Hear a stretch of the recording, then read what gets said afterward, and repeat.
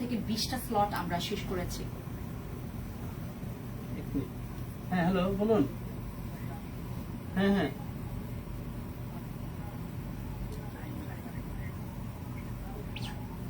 তাই না?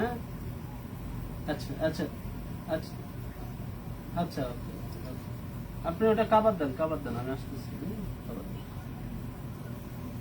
হ্যাঁ হ্যাঁ ওকে থ্যাংক ইউ ভালো থাকবেন।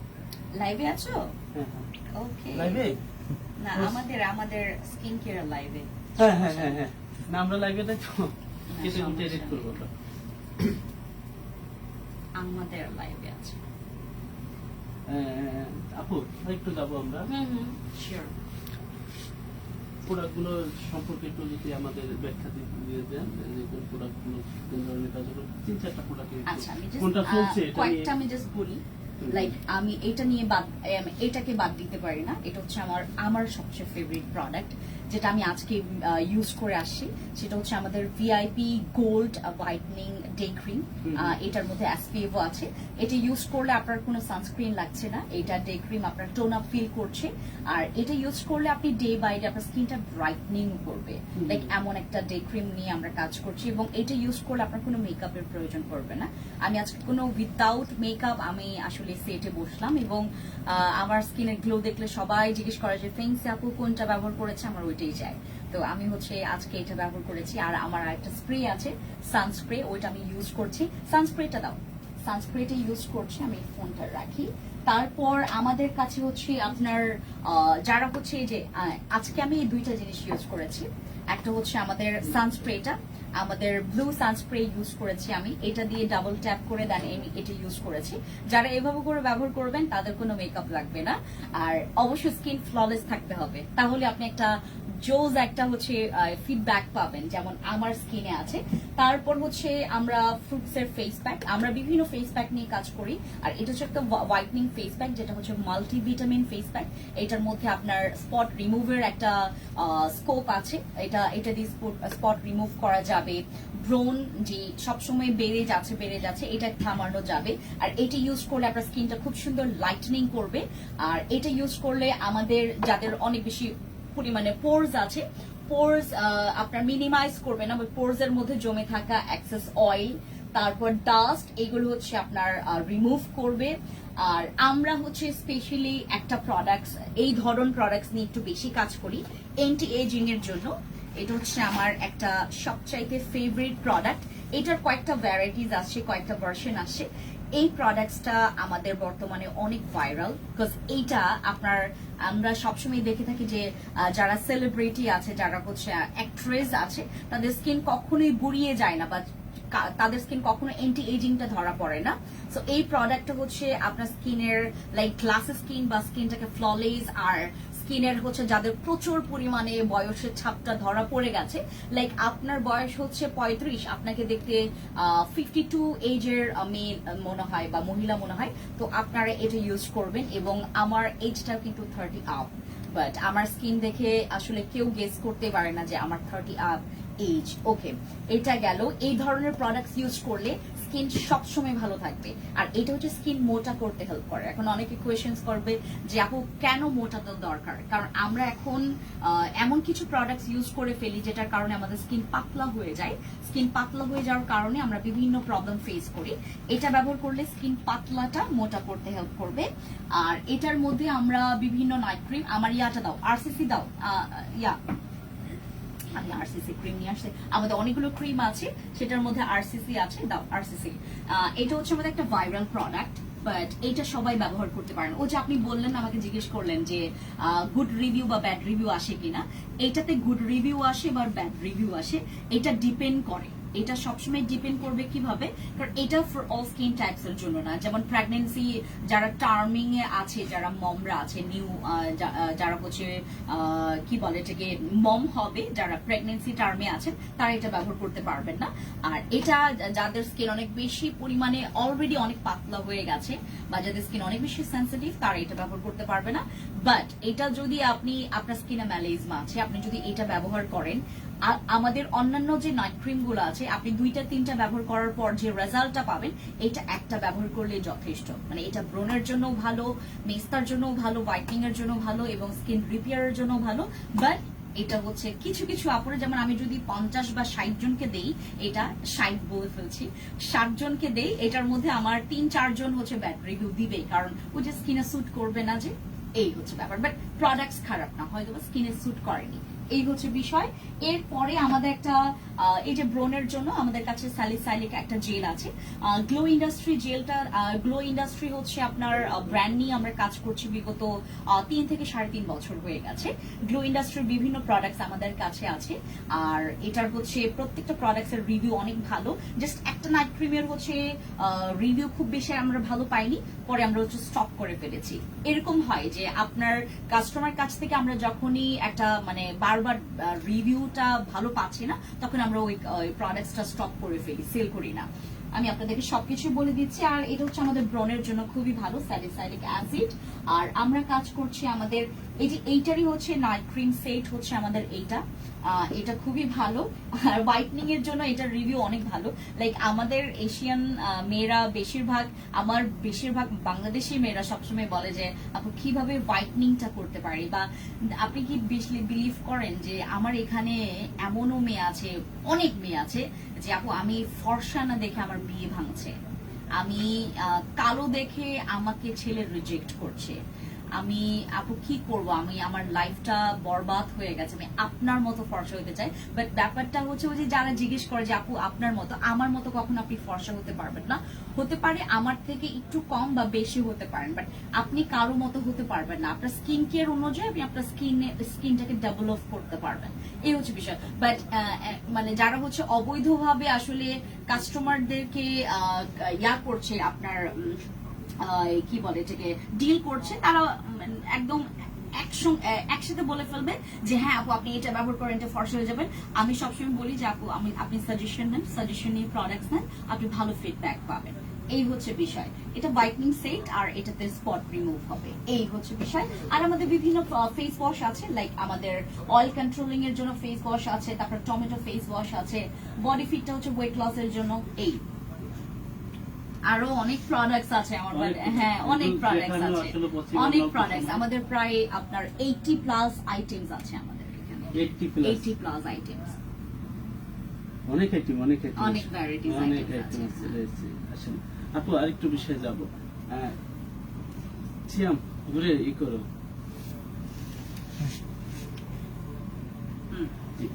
পোশাক আছে রয়েছে আপনার এখানে দেখা যাচ্ছে, যে প্রোডাক্ট গুলো রয়েছে, আসলে আপনি এই সুন্দরের রহস্য কি, মানে এই প্রোডাক্টই নাকি? অবশ্যই। এখন আমি একদম মনে করেন একটা মুখস্থ কথা হয়ে গেছে যে আমার সৌন্দর্যের রহস্য হচ্ছে আমার প্রোডাক্টস, এবং আমি আমার প্রোডাক্টস এর পাগল। আপনি জানেন মানে আমি যদি অ্যাজ এ কাস্টমার এমন একটা প্ল্যাটফর্ম পেতাম বাংলাদেশে বসে, আমি ঘরে বসে বসে আমি অর্ডার কনফার্ম করতে চাচ্ছি, আমার মনে হয় এখানে আমার লাখ লাখ হাজার হাজার টাকা চলে যেত। কারণ ফ্যান্সি স্কিন কেয়ার প্রোডাক্টস এমন কিছু প্রোডাক্টস নিয়ে আসে যেটা লোভ আসলে সামলানো যায় না। কারণ আমরা মেয়েরা হচ্ছে সুন্দরী পূজারী, আর ছেলেরা অবশ্যই, আমরা ছেলেদেরকে পটানোর জন্য না, স্পেশালি আমি আমার হাজবেন্ড আছে, আমি হাজবেন্ডকেও পটানোর জন্য সুন্দর থাকি না, আমি আমার নিজের জন্য সুন্দর থাকি। আমি বের হব, আমাকে দেখতে খুব সুন্দর লাগবে, হ্যাঁ চাই যে মানুষ, আমি যখন বের হই আপনারা অবশ্যই আমার স্কিন দেখে, আমার ফেসের স্ট্রাকচার বা স্কিন দেখে হয়তো বা অনেকে বিলিভ করে না যে আমি বাংলাদেশি, বা অনেকে ধরে ফেলতে পারে বা অনেকে ধরে ফেলতে পারে না, লাইক আমার স্কিন স্ট্রাকচারের কারণে বা আমার ফেসের স্ট্রাকচারের কারণে। বাট এটা সবকিছু হয়েছে আমার সাপ্লিমেন্ট, আমার ফেস প্রোডাক্টস, আমার স্কিন কেয়ার প্রোডাক্টস ইউজ করে। আসলে অনেকে দেখলে মানে আপনার যদি কেউ না চিনে, কেউ দেখে ফেলে তাহলে মনে করবে যে আসলে নিশ্চয়ই আপনি কোনো কান্ট্রির, বা আসলে হয় কিনা এরকম। হ্যাঁ এরকম অনেক হয়েছে যে আমার সাথে ইংলিশে কথা বলা শুরু করে দিয়েছে, পরবর্তীতে আমি বললাম যে আমি বাংলাদেশি, আমি বাংলা কথাটা বলতে পারবো। হ্যাঁ পরে আর আমার কথা, আমি কিন্তু খাসিয়া মেয়ে, আমি খাসি সম্প্রদায়ের একজন মেয়ে, এবং আমি আদিবাসী, এবং অ্যাজ আ আদিবাসী আমাদের কিন্তু বাংলাটা স্পষ্ট হয় না। বাট আপনি আমার বাংলাটা শুনলে হয়তো বা বুঝতেই পারবেন না যে আমি বাংলাটা এত সুন্দর করে বলতে পারবো। এরকম অনেকের সাথে হয়েছে আমার, যে আমার সাথে ইংলিশে কথা বলছে, আমি হঠাৎ করে বল, এই যে আমি যখন থাইল্যান্ডে যাচ্ছি বা আমি মালয়েশিয়া বিভিন্ন দেশে যখন আমি ট্যুর দিচ্ছি, তখন কিন্তু এই যে আপনার থাইল্যান্ডের কেউ আমাকে মনে করে না যে আমি বাইরের থেকে। আমি যখনই বলি যে গেস মানে আমার মানে দেশ কোথায়, আমি বলি আপনি তো থাই না, আমি থাই না, আমি বাংলাদেশি। সবাই চমকে যায়। এবং শুধু বাংলাদেশে না, এটা থাইল্যান্ডেও এরকম কয়েকবার হয়েছে। আমি যখনই গিয়েছি, আমি এটার খুব বড় বড় ফ্যাসিলিটিস আমি নিতে পেরেছি আর কি, ওখানকার চেহারা এবং এটা হিসেবে। আপনাকে কি আপনার পেজের জন্য কি নকল প্রোডাক্ট দিতে পারে না? নকল প্রোডাক্ট না, লাইক ওইখানে না মানে থাইল্যান্ডের এমন কিছু কিছু জায়গা আছে ওখানে বার্গেনিং করে আপনি খুব ভালো একটা, যেমন আমাদের নিউ মার্কেট আছে, ওখানে বার্গেনিং করলে আপনি বেস্ট একটা প্রাইসে পাবেন। আমার ওখানে খুব বেশি আর আমি থাইল্যান্ডের কিছু কিছু যে যেমন কিছু কিছু ট্রিক্স জানি যে কোনটা বললে তারা হচ্ছে আমাকে তো থাই মনে করছে, প্লাস হচ্ছে আমি বললাম তারপরেও আমাকে এত বার্গেনিং করতে হয় না, বেস্ট একটা প্রাইস আমি নিয়ে আসতে পারছি আর কি। মানে ওই যে যেমন ড্রেসের কথা বলে, এটা হচ্ছে থাইল্যান্ড থেকে আমি এরকম ড্রেস অনেক নিয়ে আসি, যেটা নাকি বাংলাদেশিরা গেলে হয়তো বা ওইরকম প্রাইসে আনতে পারবে না। আমার অনেক ফ্যাসিলিটিস আমি এখানে পেয়েছি আর কি। এই হচ্ছে বিষয়। আসলে আমি বলবো যে এখানে এই যে থাইল্যান্ডের এই প্রোডাক্ট গুলো কিরকম প্রাইস হতে পারে? থাইল্যান্ডে তো এগুলো মাচ এক্সপেন্সিভ না, বাট যখন থাইল্যান্ড থেকে বাংলাদেশে চলে আসে, আমি অবশ্যই এই ড্রেসগুলো নিয়ে এখনো কাজ করছি না, আমি চাচ্ছি যে কাজ করতে। কারণ এগুলো যখন বাংলাদেশে চলে আসে তখন 4,000-5,000 টাকা দাম হয়ে যায়, বা এটারও বেশি হতে পারে, দাম বেশি হয়ে যায়। যেমন আমার এই পুরো আউটফিটটা যদি বাংলাদেশে এরকম সেল করতো এই ফেব্রিক্স এর, তারা 4,000-5,000 টাকা নিয়ে নিত। অথচ আপনার থাইল্যান্ডে কিন্তু এত প্রাইস না। আপনি এটা কত, আমি এটা হচ্ছে আপনার থাই বাথে হচ্ছে আপনার 600 বাথে কিনেছি। 600 বাথ আপনি এখন কনভার্ট করেন বাংলাদেশি টাকায়, হ্যাঁ অনেক অল্প টাকা, 600 বাথ মাত্র। বাট বাংলাদেশি, ওই যে বললাম যে আমরা বাংলাদেশের এত ডাকাই, কিছু কিছু আছি আমরা এত ডাকাই। আমি থাইল্যান্ডেও যখন যাই, আমি মাঝে মধ্যে আমি অনেক লাইভ করি যে আপনারা, আমি লোকেশন গুলো দেখাই দিই যে আপনারা থাইল্যান্ডে আসলে এই লোকেশনে গেলে আপনি চিপেস্ট প্রাইসে, যেটা বাংলাদেশ থেকে কিনতে হবে না। আমি যখনই বাইরে যাই, বাইরের দেশে কোথাও যাই, আমি কখনো বাংলাদেশ থেকে মানে কাপড় চোপড় টেনে নিয়ে যাই না, আমি ওখান থেকে শপিং করি। কারণ ওইখানের প্রাইসটা আসলে যখনই এখানে চলে আসে অনেক বেশি দাম হয়ে যায়। এই হচ্ছে বিষয়। আপনার বাড়ি তো মূলত সিলেটে? আমি সিলেটে। সিলেটি ভাষা তো আমি একটু আসলে পাইলাম না। আমি তুরা পারি আমি তুরা পারি, বেশি পারি না, কারণ আমার মাতৃভাষাটাই হচ্ছে খাসিয়া। আর আপনি যদি আমাকে খাসিয়া ভাষায় কথা বলতে দেন, আমি একদম মানে ফ্লুয়েন্টলি আমি খাসিয়া ভাষায় কথা বলতে পারবো, বাট আপনারা কেউ বুঝবেন না। খাসিয়া ভাষায় একটু গ্রাহকদের উদ্দেশ্যে কিছু বলবেন? আমি প্রথমে বলবো যে খুবলেই, যেটা হচ্ছে আমরা যে যেমন মুসলিমরা যেটা বলি হচ্ছে আপনার আসসালামু আলাইকুম, তারপর হিন্দুরা বলে নমস্কার, তারপর হচ্ছে চাকমা বা যারা আছেন তারা বলে জুজু, আর আমাদের হচ্ছে এই শব্দটা হচ্ছে খুবলেই, যেটা খুবই সুন্দর। খুবলেই বলে আমরা আসলে সম্বোধন করি। হ্যাঁ, ধন্যবাদ আপু। আসলে আপনি অনেকেই আসলে যারা রয়েছে ইতিমধ্যে আপনি তারকা বনে গেছেন, আমি যতটুকু জানি বা দেখি। না, এত বড় একটা মানে আমাকে অবস্থান দিয়েন না। আমি যতটুকু দেখেছি আপনার ভিডিওগুলো তো আসলে দেখেছি, এক্ষেত্রে অনেকেই আপনাকে ফলো করে, আপনি যখন লাইভে যান অনেকেই আপনাকে দেখে, এক্ষেত্রে তো আসলে তারকাই বলবো, বা তারকার মতোই আসলে, তারকা তো বেশি সুন্দর আপনি। এক্ষেত্রে আপু কোনো মানে তারকা হওয়ার ইচ্ছা জাগে কিনা, বা সিনেমা বা এইরকম? না, এটা তো অনেক দূরে। আমি আসলে এগুলো পছন্দ করি না, মানে ব্যক্তিগতভাবে দেখতে পছন্দ করি যে আপনি একজন নায়ক হিসেবে অভিনয় করছেন, দেখতে ভালো লাগে। যেমন আমরা এই যে ঈদের ছুটি পেলেই যেমন আমরা মুভি সিনেমা হলে চলে যাই, বাট অ্যাজ আ মানে আমি নাটক করব বা অভিনয় করব বা মডেলিং করব, এই সেক্টরগুলোতে কাজ করবে ইন্টারেস্ট একদমই নেই আমার। আপাতত ব্যবসায়ীতে আমি একজন ব্যবসায়ী হিসেবে আমার ব্যবসা জিনিসটাকে এমন ভাবে আগলে ধরে রেখেছি, বা এটাতে আমার শখ, আহ্লাদ, উৎসাহ সবকিছু আমি এটার উপর, আমার প্রেম সবকিছু আমার ব্যবসাতে আমি ঢেলে দিয়েছি। এই হচ্ছে ব্যাপার। শুরুর দিকে আসলে মনে হচ্ছিল যে চ্যালেঞ্জিং, আমি কিভাবে আমি প্ল্যাটফর্মটাকে চুজ করলাম যে আমি এই সেক্টরে কাজ করব। স্কিন কেয়ার সেক্টর খুবই একটা ডিফিকাল্ট, খুবই ক্রিটিক্যাল। আপনি যদি বৈধভাবে করতে যান, আমি যেভাবে শুরুটা করেছি, আমি যখন শুরুটাতে করেছি আমার এই ব্যবসা, বিশ্বাস করবেন না, এক হচ্ছে আমি একজন আদিবাসী, অবশ্যই অনেক বড় একটা চ্যালেঞ্জ যে আমি এই বাজারে থাকতে পারবো কিনা। এই যে আমাদের যে এই অনলাইন প্ল্যাটফর্ম থেকে আসলে আমার শুরু, আমি প্রথমেই যে শোরুম দিতে পেরেছি এরকম না, কিন্তু আমি প্রথমেই আসলে একটা ছোট্ট প্ল্যাটফর্ম ছিল আমার, সেখানে আমার না কোনো সাপোর্ট সিস্টেম ছিল, লাইক আমি একাই আসলে এটাকে আমি গড়ে তুলেছি। এবং পরের দিক থেকে আমার হাজব্যান্ড আসে, এরপর হচ্ছে আমার এমপ্লয় হয়। এমপ্লয় বলতে আমার যেই যারা হচ্ছে আমার এখানে ফ্যান্সি স্কিন কেয়ার প্রোডাক্টসে বর্তমান কর্মী সংখ্যা হচ্ছে 19 থেকে 20 জন, আরো বাড়বে এটা আমরা হোপিং করি। আমি আরো অনেক মানুষের কর্মসংস্থান করতে পারবো, এবং আমার ইচ্ছা এটাই যে আমি যখনই কারো ইন্টারভিউ নিচ্ছি বা যখনই আমি জবের জন্য কাউকে হায়ার করছি, আমি সর্বপ্রথম দেখি যে জবের ক্ষেত্রে এটা আপনার শখের বশে আপনি আসছেন জব করতে, নাকি আপনার প্রয়োজনের বশে বা আপনার একটা প্রয়োজন বা তাগিদের বশে আপনি আসছেন কিনা, এইটা দেখে আসলে আমরা এই প্ল্যাটফর্মে নিচ্ছি। এবং অবশ্যই যোগ্যতা সম্পন্ন মানুষকে আমরা বেশি এখানে ভ্যালু দিচ্ছি। হ্যাঁ জি। আপু আসলে তাহলে আরো আউটলেট মানে আপনার একটা এখানে কোথায়, লোকেশন গুলো কোথায় একটু যদি বলে দেন। আমাদের হচ্ছে ঢাকার ভেতরে মোহাম্মদপুর টোকিও স্কয়ার মার্কেট, আপনার এখানে লেভেল 2 তে লিফটের 2 এ আপনি আসবেন, তারপর 306 নাম্বার শপ। এবং টোকিও স্কয়ার মার্কেটের নিচে আমাদের বড় করে বিলবোর্ড আছে, খুব মানে, আর আমাদের এত মানে সুনাম বা এত পরিমাণে আমাদের নাম, বিলিভ করবেন আপনি আসলেই যে কাউকে জিজ্ঞেস করলে বলে দিবে, যদি হিংসা না থাকে। অবশ্য আমরা এই পর্যন্ত কমপ্লেন পেয়ে গেছি যে টোকিও স্কয়ার মার্কেটের নিচে অনেকেই নাম ভাঙিয়ে খাচ্ছে যে না ফেন্সিতে এরকম এরকম এরকম, মানে খুব বাজেভাবে। ওই যে যেটা বললাম আর কি, আপনি যখন ভালো কিছু করতে যাবেন বাংলাদেশে সেটা করা খুবই ক্রিটিক্যাল। এক হচ্ছে আমি আদিবাসী, আরেক হচ্ছে আমি ভালো কাজ করছি, আমাকে টেনে ফেলার জন্য আমার এখানে পেছনে অনেক লোক আছে। সো ওই হচ্ছে। আবার একটা হচ্ছে আমাদের ধানমন্ডি ঝিগাতলাতে আছে, সেটা হচ্ছে আপনার, সেটাও লিফটের 2 এ 2083 number shop, fancy skin care products বললেই যে কেউ চিনবে। যাবো আসলে আপনি একজন সংগ্রামী নারী বলবো, এই ক্ষেত্রে আপনার পিছনে ব্যাকগ্রাউন্ডে কি সাপোর্ট বেশি দিত ফ্যামিলি থেকে? খুব ক্রিটিক্যাল প্রশ্ন এবং ক্রিটিক্যাল আনসার। আমাকে ছোটবেলা থেকে আমার কলেজ লাইফ বা আমার ইউনিভার্সিটি লাইফ, আমার সাপোর্ট সিস্টেম হিসেবে ছিলেন আমার বাবা।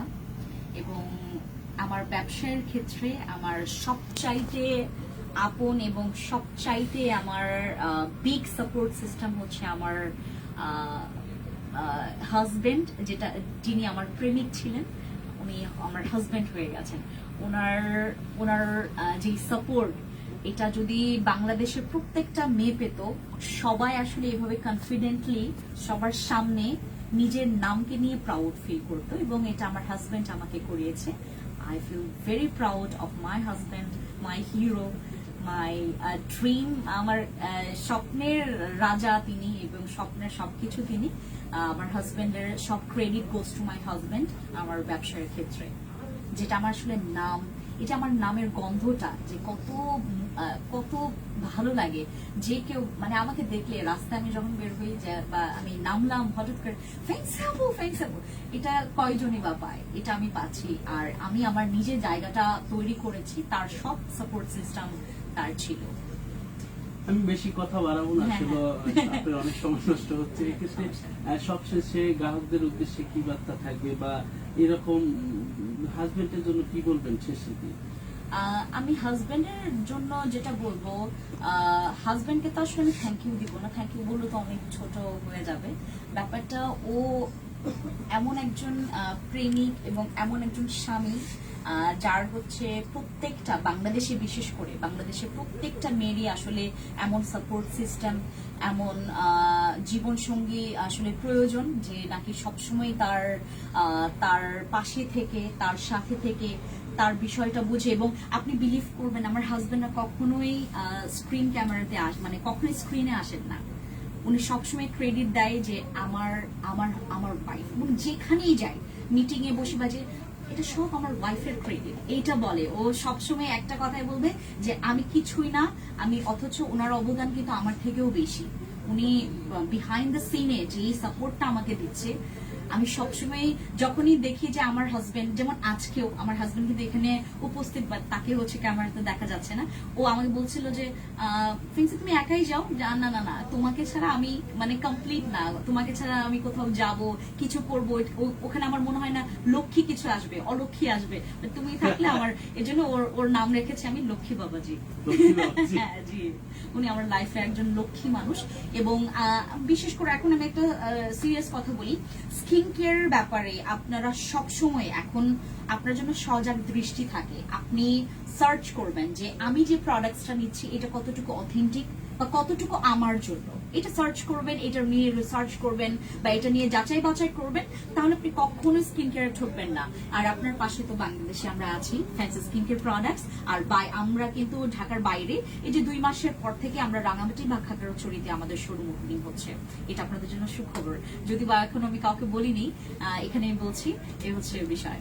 খাগড়াছড়িবাসী আপনার প্রোডাক্ট পাবে ইজিলি। হ্যাঁ, আমাদের ফ্যান জোন কিন্তু ওখানে অনেক বেশি, আমাদের এত মানুষ আমাদের প্রোডাক্ট ইউজ করে। এবং রাঙামাটি, খাগড়াছড়ি, বান্দরবান, থানচির ওইদিকে মানুষদের বেশি প্রবলেম হয় মেস্তার, এবং মেস্তার সলিউশনটা এত ক্রিটিক্যাল যে মানে আপনার কোনো ভালো চিকিৎসা বা ভালো সলিউশন পাওয়া খুবই দুঃসাধ্য এই বাংলাদেশে। তো আমি যে করছি এবং আমাদের মেস্তার সলিউশন খুবই ভালো, 100% আমরা দেওয়ার চেষ্টা করি, বাট সবাইকে তো আসলে এত সন্তুষ্ট করা যায় না। যার মনে করেন বাজেটও আছে, প্লাস হচ্ছে ভালো প্রোডাক্টসও চাচ্ছে, আমাদের স্কিন কেয়ার প্রোডাক্টসটা তাদের জন্য best, fancy skin care products. জি, অসংখ্য ধন্যবাদ আপু। Thank you so much, thank you. আর কি বিষয়ে যাবো নাকি লাইভে আছে? বর্তমান প্রেক্ষাপটে দেখা যাচ্ছে যে সোশ্যাল মিডিয়াতে এরকম বিষয় যাবো। হ্যাঁ, যেতে পারে, যেতে পারে, আমি একটা কমেন্টস করতে চাই। এরকম হ্যাঁ। আচ্ছা, বর্তমানে দেখা যাচ্ছে 2 দিন আগে তাকে মারধর করলো তার স্ত্রী, এটা নিয়ে একটু বলবেন। তারপরে তাকে মামলা দেওয়া হলো, দেখেন এটা এমন একটা জায়গা, বাংলাদেশ হচ্ছে একটা বিনোদনের জায়গা। এবং গতকালকে আমরা গাড়িতে করে যাচ্ছি, মানে আমার একটা কাজের জন্য আমরা 3টা জায়গায় গতকালকে গেছি, এবং গল্পে গল্পে বের হয়ে গেল হিরো আলমের ব্যাপারটা।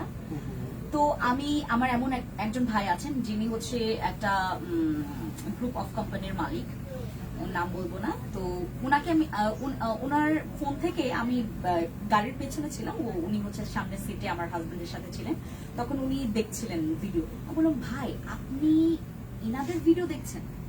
পরে আমাকে বললো কেন ফেন্সি, বিনোদনের জায়গায় তো আমি উনাদেরকে দেখতেই পারি। পরে বললো যে রিয়ামনি আমাকে ফ্রেন্ড রিকোয়েস্ট পাঠিয়েছে, আমি একসেপ্ট করেছেন?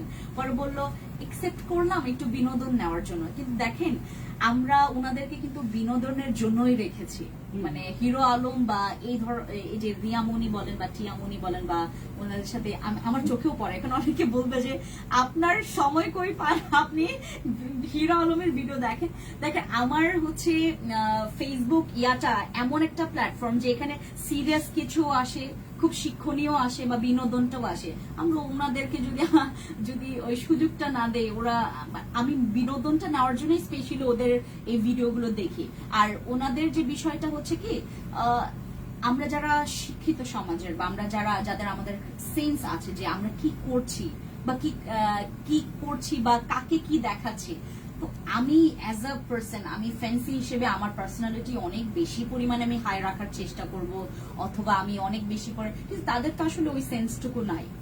তারা সবসময় মনে করে যে আমি ভাইরাল হতে পারলেই হয়েছে। কিভাবে ভাইরাল হলাম এটা দেখার বিষয় নেই।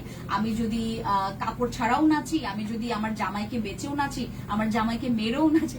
আর গতকালকে ভাইয়া বলতেছিল যে যিনি হচ্ছে ওই ভাই আমাদের সাথে ছিলেন, আমাকে বলতেছিল যে তুমি কি এটা করো নাকি ওই ইয়ার সাথে, তোমার হাজবেন্ডের সাথে? ইম্পসিবল, এটা করা তো একটা মূলত মুসলিমদের ভাষায় যেটা বলা হয় হচ্ছে হারাম কাজ। লাইক আপনার হাজবেন্ডের আপনি গায়ে হাত তুলবেন, এটা তো অনেক অনেক অনেক জঘন্যতম একটা অপরাধ আমি যেটা মনে করি। আবার ওরা তো আসলে নট লাইক যে ওদের থেকে শিক্ষার কিছু নেই, ওদের থেকে আপনার খুব ভালো কিছু নেওয়ার বা খারাপ কিছু নেওয়ার কিছু নেই, ওনাদের কাছে কিছুই নেন না। ওরা থাকুক এমনি, ওরা যে আপনি যতই ওদেরকে ভালো জ্ঞান দিবেন ওরা কিন্তু নিতে পারবে না, কারণ ওই যে ওই লেভেলটা, ওই থিঙ্কিং লেভেলটা তাদের মধ্যে নাই।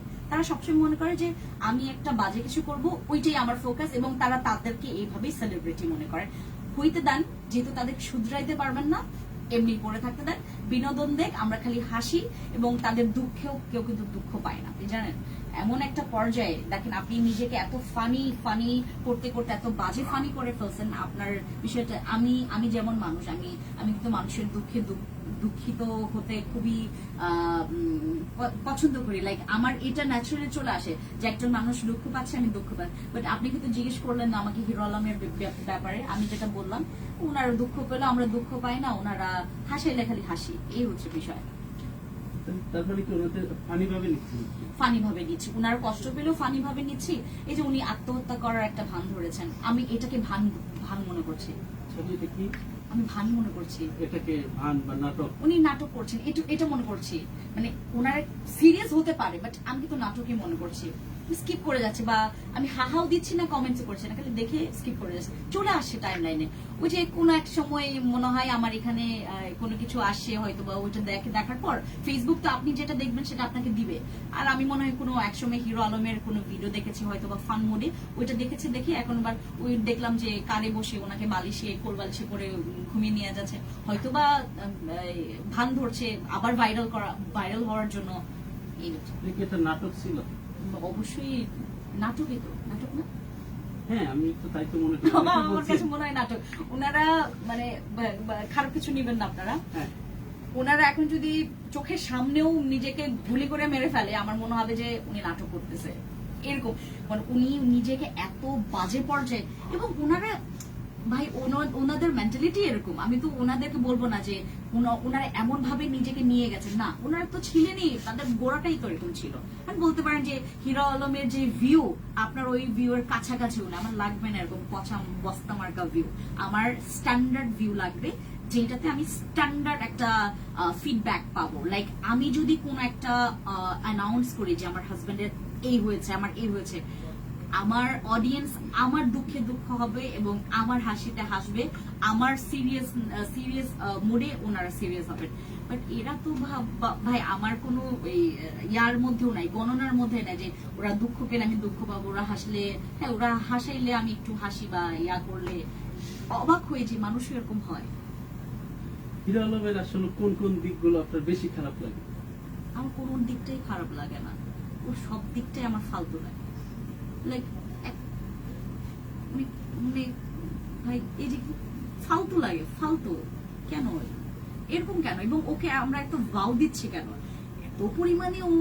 ওকে হাইলাইট, হ্যাঁ এক সময়, এই যে আমি আপনাদেরকে একটা বলি, এক সময় হিরো আলম যদি ওনার ওই ওয়েটটা উনি মেনটেন করতে পারতো, মনে আছে কিনা একটা সময়, কোন বছরে যেন, মানে উনি একদম ছোট থেকে নিজেকে, মানে ওই যে একদম সেই পর্যায় থেকে উনি নিজেকে একটু একটা অবস্থানে নিয়ে আসে, যে তাকে নিয়ে সেলিব্রিটিরাও কথা বলা শুরু করে ফেলেছে। ওই জিনিসটা যদি উনি মেনটেন করতো, তাহলে আমি বলতাম যে অ্যাজ এ এক্সাম্পল আমরা একদম দেখেন সেই একদম সেই জায়গা থেকে শেকড়টা তার কি ছিল, এখন তার কি হয়ে গেছে, হ্যাঁ এটা আমরা এক্সাম্পল নিতে পারতাম। বাট মানে ব্যাপারটাকে উনি ধরে রাখতে পারেনি। হিরো আলম ওই যে আবার যেই লাউ সেই কদু হয়ে গেছে আর কি। উনি ধরে রাখতে পারলে হয়তো বা উনার, আমার মনে হয় যে 5ই আগস্টের পর থেকে উনার মাথা গেছে।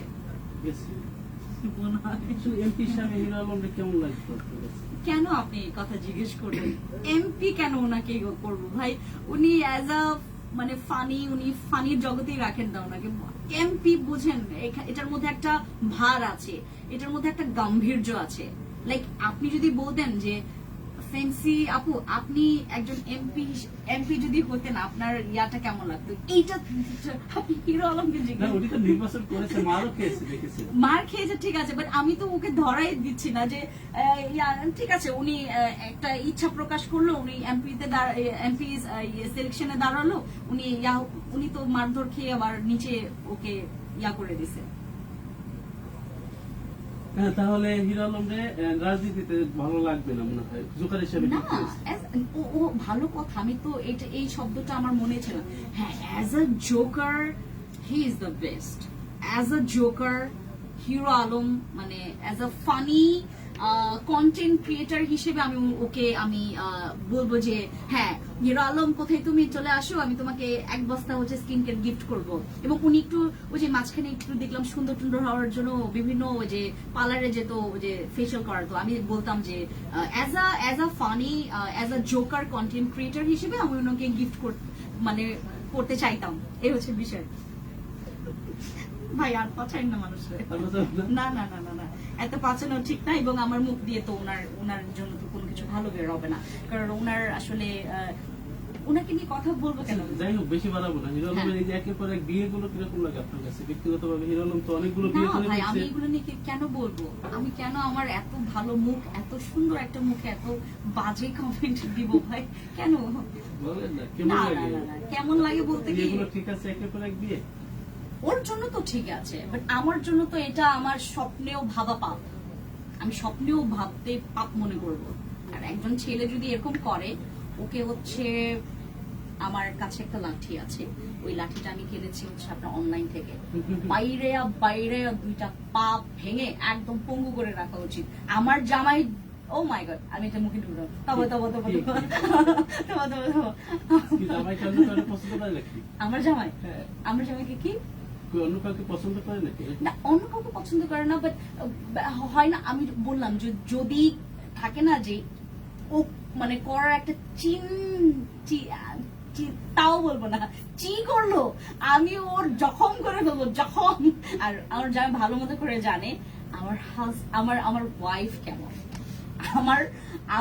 আমাকে আমার হাজবেন্ড এগুলোতে খুবই ভয় পায়, এবং আমি খুব শান্তিতে আছি আমার জামাই নিয়ে। শান্তিতে আছে না, সৃষ্টিকর্তা এমন একটা আমাকে ফিউচার দিয়েছে যেটা আসলে আমি খুবই স্যাটিসফাইড, এবং এটা যেন আসলে আমি আজীবন এটা পাই, এটাই আমি প্রার্থনা করব। এই ধরে রাখতে। জি, ধরে রাখতে পারি। আপনার শুভকামনা রইল। জি জি, ইনশাআল্লাহ ইনশাআল্লাহ। জি, আপু আরেকটু বললেন যে এই রাজনীতি যে বিষয়টা আসলো, যে আপনি রাজনীতি এমপি হতে চাচ্ছিলেন। আমি জাস্ট কথায় কথায় হ্যাঁ, বললাম কথায় কথায়, হ্যাঁ। যে হিরো আসলে আলমের এমপি হওয়ার ইচ্ছা থাকে কি? না, এমপি হওয়ার তো ইচ্ছা নাই আমার, কারণ এত ক্রিটিক্যাল মাইন্ডের এত, হ্যাঁ আমি আমার জামাইয়ের জন্য ক্রিটিক্যাল, আমি আমার জামাইয়ের জন্য রাজনীতিবিদ, আমি আমার জামাইয়ের জন্য কি বলে নেত্রী, আমি আমার জামাইয়ের জন্য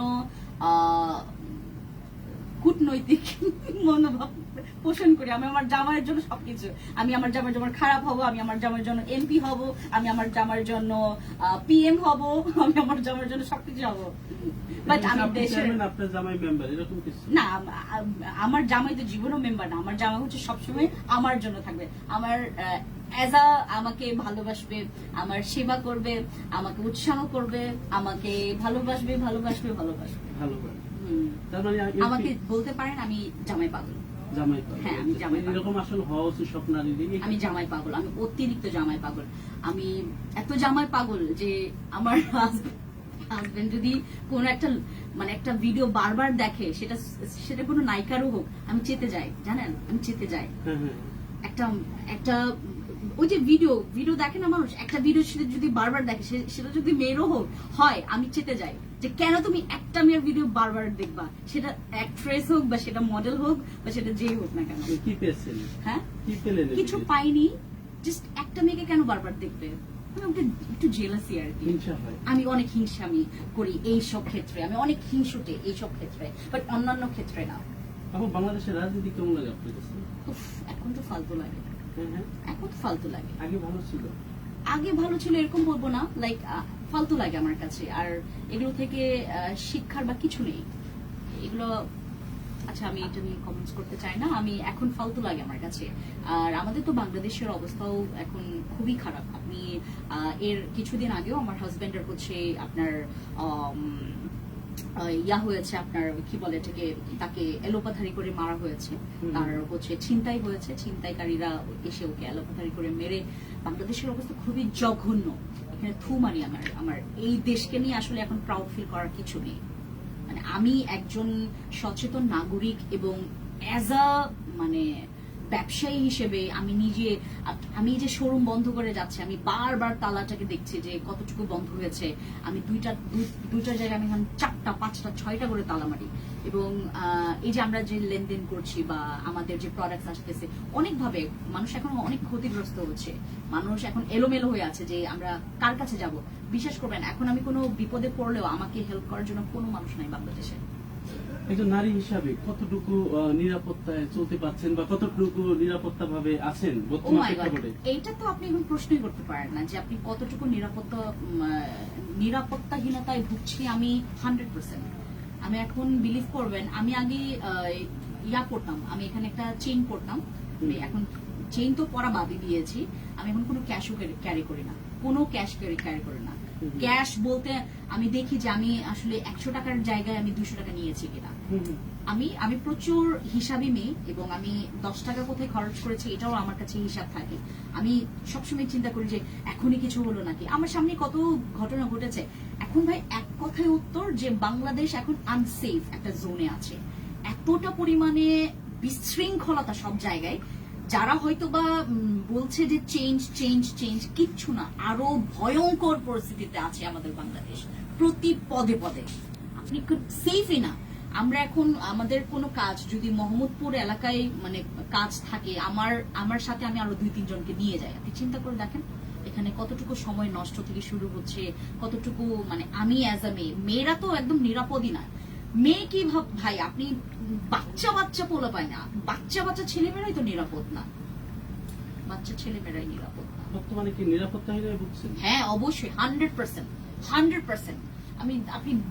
আপনি বিলিভ করবেন এখন আমার বলতে একটু কেমন লাগে যে না আমি ইয়াতে আছি, আমার দেশে আছে, আমি শান্তিতে আছি। এটা আমি যে আমার শাশুড়িকে আমার বাসায় রেখে আসছি, এখন উনি কতটুকু গার্ড আছে বা নিচে গার্ড আছে, কিন্তু সব জায়গায় দেখেন এমন একটা অবস্থা, গার্ড আছে, সবকিছু আছে, দিনে দুপুরে ছিনতাই হচ্ছে, ডাকাতি হচ্ছে, মারখুন সবকিছুই হচ্ছে, খুবই জঘন্য অবস্থা। এবং এই সব সিচুয়েশনের কারণে সবচাইতে বেশি আনসেফ আছে মেয়েরা, অনেক মেয়েরা। এখনো অনেকে ড্রেস আপে তুলতে পারে যে আপনি এরকম ড্রেস পরলে তো হবে, বোরখালিরাও মানে রেপের কারণ হচ্ছে, শিশুরাও হচ্ছে। শিশুদের মধ্যে কি আছে বা শিশুদের মধ্যে এখন তো বিভিন্ন জায়গা দেখবেন একটা সময় পার হয়ে গেল ওটা বন্ধ করে দিচ্ছে ওই যে ভয়ের কারণে। তার মানে এখন বাংলাদেশের মানুষ বর্তমান প্রেক্ষাপটে সেফ নেই, স্বাধীনও না, আমরা স্বাধীনভাবে কথা বলতে পারছি না। এই যে আপনি আমাকে কোয়েশ্চেন্স করছেন, আমি বললাম যে থাক আমি এই ব্যাপারে কথা বলতে চাচ্ছি না, ওই যে নট লাইক ভয়, আমি স্বাধীন মতামত আমি দিতেই পারছি না।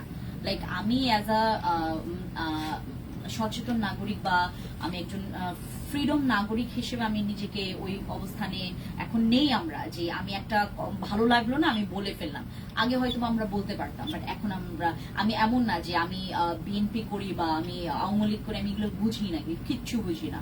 আমি জাস্ট একটাই বুঝি যে আমি দেশে আছি, আমি সেফ আছি কিনা, আমি একজন ব্যবসায়ী, আমি কতটুকু আমি সেফ আছি বা কতটুকু আমার মানে ওই কি বলে এটাকে, এই দেশে থেকে আমি কতটুকু আমি আমার নিজেকে আমার দেশকে কিছু করতে পারছি, বাট এখানে কোনো সেভ না। এবং আপনারা বিলিভ করবেন না, প্রতি ঘরে ঘরে এখন 2-1 মেম্বার্স মানে সবাই একই কথা বলছে যে দেশে থাইকা লাভ নাই, সব চলে যাই আমরা বাইরের দেশে। এখন ম্যাক্সিমাম আপনি ট্যালেন্টেড মানুষ থেকে শুরু করে যারা চিন্তা করে যে আমার ভবিষ্যৎ কি হবে, তারা এক কথায় বলে বাংলাদেশের ভবিষ্যৎ হচ্ছে অন্ধকার। এই কথাটা কেন হবে? আমরা 2025 সালে আমরা এত কিছু করে আসি, আমাদের এই যে মেট্রো রেল থেকে শুরু করে আমাদের এত এত এত এত এত এত এত এত আমরা এত বেশি পরিমাণে আপডেট হয়ে গেছি, এখন আমাদের এই পরিস্থিতি কেন? চিন্তা করে দেখেন আপনি বাইরের দেশের আমি গতকালকে মেট্রো রেলে আমি একটা সময় প্রায় মনে হয় হচ্ছে তোমার আপনার উত্তরা থেকে ওই যে আপনার আগারগাঁও থেকে আমি উত্তরে গেলাম, আমি যখন দাঁড়ালাম আমার কাছে মনে হলো যে কি সুন্দর বাংলাদেশ।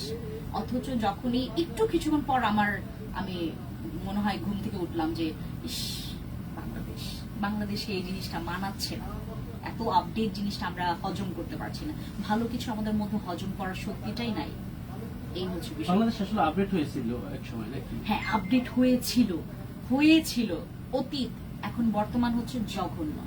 আর ভবিষ্যৎ তো আমার কাছে যদি মনে হয় যে এভাবে যদি চলতে থাকে পুরো নোংরা একটা পরিস্থিতি। আপনি বলছেন যে ভাইয়াকে আসলে ছিনতাইকারীকে ধরেছিল, মানে কখন কবে? এটা হচ্ছে আপনার এপ্রিলের 5 তারিখ, সরি হ্যাঁ, আগস্টের 5 তারিখ, রাইট?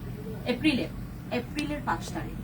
এপ্রিলের 5 তারিখ। এপ্রিলের 5 তারিখ তাকে তো মেরে ফেলতে পারতো নাকি? মেরে ফেলতে পারতো, এবং সে ওই যে নিজেকে প্রোটেক্ট করেছে, ওর এখানেই করেছে। ওই যে আপনার আমরা এখনো ওই যে আপনার আমরা বিভিন্ন জায়গায় এই যে মামলার জন্য আমরা বিভিন্ন জায়গায় দৌড়াদৌড়ি করেছি। দেখেন, আমি যে জায়গায় হচ্ছে প্রথমে তো আমার এই মামলা নিতেই চাইনি, জানেন। পুলিশের ভূমিকা এরকম ছিল? হ্যাঁ, প্রথমে মামলাই নিতে চাইনি। পরবর্তীতে ওই যে যখন মানে দেখালাম যে আমি আসলে কোন থেকে আসছি, বা যখন আমি আমার ওই লাইনগুলো দেখালাম, তখন হচ্ছে একটু সাই দিল তারা, তখন হচ্ছে মামলাটা নিল। বাট এখন ওইভাবে কাজ করছে না, এবং এখন আপনি কোনো জায়গায় কমপ্লেন করবেন সেই ফিডব্যাকটাও পাবেন না। এবং এখন খুবই আপনারা সচেতন ভাবে থাকবেন, বাইরে বের হলে এখন অশান্তি বা আপু আসলে অনেকেই বলছে যে নতুন বাংলাদেশে কি আসলে এরকমটাই চেয়েছিল নাকি? না, এইটা তো নতুন বাংলাদেশ না, এটা হচ্ছে একটা ব্যাকডেটেড এবং সবচাইতে জঘন্য বাংলাদেশ। নতুন বাংলাদেশ বলতে মানে আপনি বুঝেন, নতুন বাংলাদেশ মানে আমরা যেটা ছিলাম সেটাকে শুধরিয়ে নিয়ে, যেমন আমি বলতে পারি যে এখন আমি নতুন ভাবে বাঁচতে শিখেছি, ওইভাবে তো না। আমি তো যে পুরনো ওটা থেকে তো আরো জঘন্য অবস্থা এখন আমাদের। অনেকে বলছে যে আগে ভালো ছিলাম, এখন ভালো নেই। হ্যাঁ, এটা তো অবশ্যই সত্যি, আগে ভালো ছিলাম। অ্যাজ আ মেয়ে হিসেবে আমি আগে ভালো ছিলাম। আগে আমি একাও হচ্ছে আমি ধানমন্ডি টু ফার্ম গেট যেতে পেরেছি, বাট এখন আমি মোহাম্মদপুর থেকেই আপনার এই ধানমন্ডিতে যেতে ভয় পাই। আমি অনেক আনসেফ একটা ফিল আমার মধ্যে সবসময় কাজ করে যে এখন কি হচ্ছে, এখন কি হবে। যখনই দেখি রাস্তায় কেউ দৌড়াচ্ছে, আমার মনে হয় যে এখনই আমার ব্যাগ ছিনতাই করে নিয়ে যাবে। আমি এরকম মনে করছি। আমি রিক্সায় যেতে ভয় পাই এখন, আমি রিক্সা চলাচল করতে খুবই ভয় পাই। আমি দেখেন, আমি একা হেঁটে যাব, একা কোথাও যাব, এটা তো ইম্পসিবল, এটা তো আমাদের চিন্তার বাইরে। আতঙ্কিত একটা কি হবে এই সে দৌড়াচ্ছে কেন। হ্যাঁ, ওই যে ওই দিনে আমরা 100 ফিটে গেলাম, তখনই হচ্ছে একজন ছিনতাইকারীকে ধরলো। ও তো তেল মেল মাখলো, পরে হচ্ছে ওকে ধরতে পারেনি, একটা ফোন নিয়ে গেল আর চেইন নিয়ে দৌড়ে চলে গেল। হয়তোবা আমার কাছে আপনার কাছে মনে হতে পারে যে একটাই মাত্র ফোন, কি বা হবে, আমরা মাথা ঘামাচ্ছি না, বাট তার এমনও হতে পারে ফোনের মধ্যে এত কিছু ইম্পর্টেন্ট কিছু ডকুমেন্টস থাকতে পারে, বা তার যে চেইন, তার এটাই শেষ সম্পদ হতে পারে।